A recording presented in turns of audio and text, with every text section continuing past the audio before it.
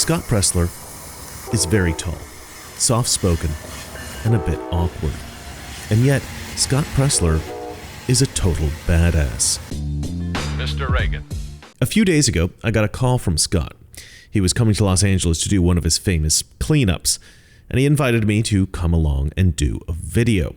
This time, however, he was coming in secret.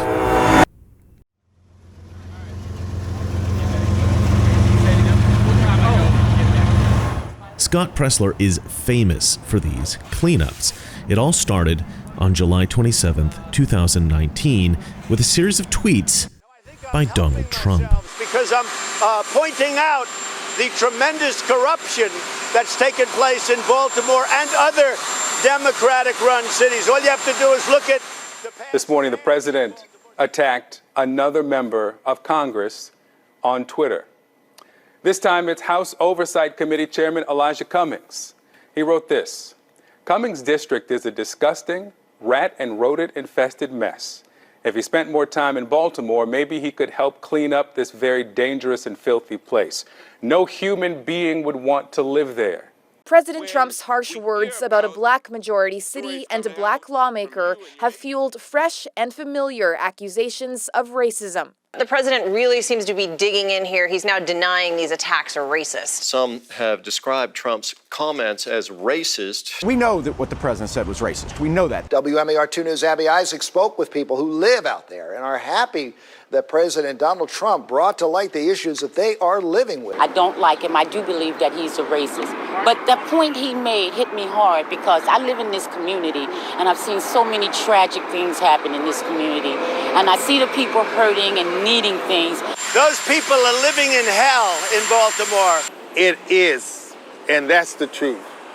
Something has to do. The system has failed us. And they want an investigation into where federal money is going. Hundreds of volunteers gathering started cleaning up in West Baltimore on Monday. Some of them were Trump supporters, inspired by his feud with Oversight Chairman Elijah Cummings. They have been working since 8 o'clock this morning, some of them coming from as far away as Ohio and North Carolina. I never intended it to turn into a national event. It was never supposed to be this big. Scott Presler is an ardent Trump supporter and a grassroots conservative activist with an enormous social media following. You couldn't walk down this alley before. They've completely cleared it out, cleared it away. They believe they have hauled away between 12 and 14 tons of trash, including 3 complete dumpster loads. Now, the volunteers were led by my next guest, Republican and activist from Virginia, Scott Presler. Thanks for coming in tonight. So glad to be here. Thank you. What was your motivation? Motivation was President Trump's tweet inspired me that a lot of people were doing a lot of talking, but nobody was actually doing. And I believe that if there's a problem out there, then let's actually try to solve it. And let's be the spot of hope that we want to see in the world. And that's why we went out there. And you don't want it to stop in Baltimore. I know you have plans to go elsewhere because you had such a good response to this. Yeah, we want to take this nationwide and show people we care. It's in our heart that we give a darn about our community, and let's go all across the country cleaning up trash and taking care of America. I want to inspire people with positivity, enthusiasm, encouragement, motivation, excitement, enthusiasm. And I think that's why people, so many of them were drawn to our event. They want that hope. They want that real change. Well, you know, he brought national attention. And as I've said, he used kind of ungraceful words talking about the city. But I was disappointed because everybody wanted the clout. They wanted to show videos of the devastation of Baltimore because they wanted likes and they wanted tweets and they wanted social media presence, but nobody was doing anything about it. And I just thought, okay, if nobody else, then me. Yeah, why not? It was, they had a selfish interest in talking about the subject, and you thought, you know what, why not an altruistic interest? Exactly. Why not actually do something about it instead of just talking about how bad it is? Yes. I love that. I love that.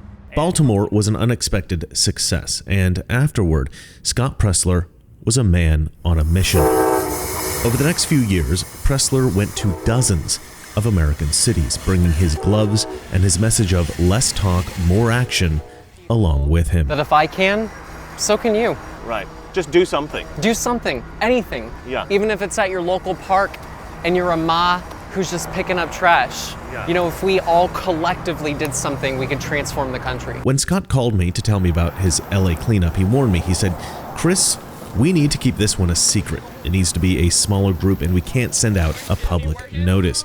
We can't tip off Newsom or Garcetti. I'm afraid they'll try to shut us down." These tracks near downtown Los Angeles covered in ransacked packages, including everything from electronics to high-end items. It's awful. I mean, people are expecting to receive things that are never coming and paid money for this stuff. Union Pacific says rail thefts in Los Angeles County have more than doubled over the past year, with a spike during the holiday season. October saw a 356% increase compared to the year before. All of your previous efforts to clean up cities have just been cleaning up litter, cleaning up the rubbish that is left behind by homeless people and just careless people. Sure. This is different. This is cleaning up the messes of criminals that are looting the trains. And this is not just stuff that's coming into LA. This is stuff that's going into your neighborhood through the Port of Los Angeles. Absolutely. And so there's a criminal aspect to it. There's a Department of Transportation aspect to it.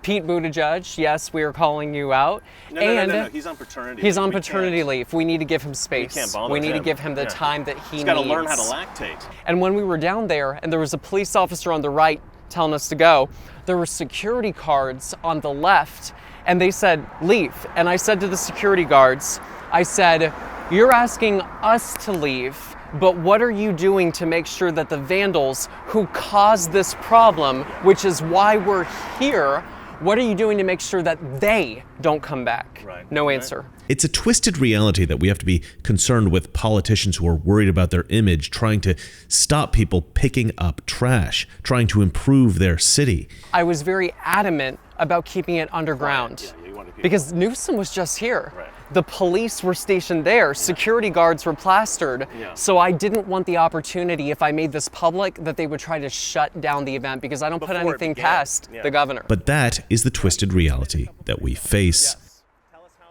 After every cleanup, Scott collects all of the COVID masks that the volunteers find in the ditches and along the street, and he takes pictures to provoke thought. One thought in particular: Democrats pretend to care about your city. The masks are a symbol. And in a state like California, that is a super majority Democrat controlled. They control the governorship. They have a super majority in the state house, state senate, correct me if I'm wrong. And their message is Green New Deal. Their message is change your windows in your homes. Their message is change the infrastructure of your home, which is going to cost trillions of dollars nationwide. Yet, for a state that's so conscious on being green, why do they allow their state to look like this? Why have I done a cleanup in San Francisco, in Modesto, in Turlock, in Los Angeles, 2 cleanups now? Why do I, as an East Coast resident, have to come thousands of miles to the West Coast to clean up their act? And more importantly, you know, this also comes back to COVID, and I really want to make a point, because it's not just the masks, and it's not just the billions of masks that are now in our oceans. But really, I want to hone in on this. If people truly cared about the disease of this being a factor that could affect our health, why aren't they securing the border? And I know that's going off tangent for a second, but I think it's important that the viewer watching this really notices that if it's a health issue, then why are they allowing people to come into the country maskless, unvaccinated, potential carriers, but we are locked down as American citizens? So how much do Democrats really care? The day was a lot of fun. I met a lot of great people, true patriots who care about America and who care about the direction our country is headed. There's a lot of people out there that think, oh, I'd kind of like to maybe do something with Scott. That'd be a lot of fun. Yeah. But they never actually do it. And I'll tell you that I'm one of those people, right? I've never actually come out with Scott and done this. I was invited to last time, and I didn't genuinely because I thought, that's filthy. I'm not going to go out there. But you know what? It's amazing. I mean, it's amazing. All the people that I've met today, and just walking out here in the sunshine, and you feel like you've accomplished something, you've done something. So I would highly, highly recommend that if you guys have the opportunity to go do this with Scott, to do it. A lot of people know about Scott's cleanups, but what most people don't know is that Scott has been traveling around the country registering people to vote. If you've never voted before, or if you've moved, or if you're a Democrat who feels like your party's abandoned you, Scott will help you register to vote. I'm focusing especially on Arizona, Florida, Georgia, Michigan, Pennsylvania, and Wisconsin. His Twitter feed is filled with stories of Americans that he's helped to register to vote. I've spent the last 5 years traveling the country, registering thousands of voters and training tens of thousands of volunteers. And I want to make it clear, I've only just begun. Last year in 2021, I visited 28 states. And I mean literally in my career the last few years, I've registered thousands of new Republican voters. And again, you know, it's not necessarily I'm in persuasion mode. I think it's because people are drawn to the message. They're drawn to whether it's an act of love, whether it's taking action, whether it's medical freedom, whether it's free speech, whether it's holding big tech accountable. And I have people who literally, they message me and they say, Scott, I'm becoming a new citizen, but I'm gonna wait to register to vote until you come to Florida. No, I want really? you to register me to vote. And that for me is like the coolest feeling. That is the coolest thing. They know, like you're the guy. They know that's my thing. You're the guy, yeah, that's so cool, man. Scott Presler is doing the work that very few other Republicans are willing to do. While I was shooting this cleanup and the interview, Scott always had a camera crew present. A group of intrepid documentarians have recognized the value in what Scott is doing, not just as a humanitarian, not just as a political activist, but as a legitimate star. They're putting together a pilot for a reality series based on Scott's life. It's an interesting idea. There are an infinite number of documentaries about left-wing activism, but there isn't much out there about conservative political movements. There isn't much conservative entertainment in general, and yet there is a massive demand. If they're able to get this show going, I think it's going to be a huge success. And they're right about Scott being a star. I hope they succeed. If you want to follow Scott's work and see what he's up to next, be sure to follow him on Twitter and Facebook. I'll have both those links up in the description below. And remember, it's not that our liberal friends are ignorant. It's just they know so much that is not so. Good night.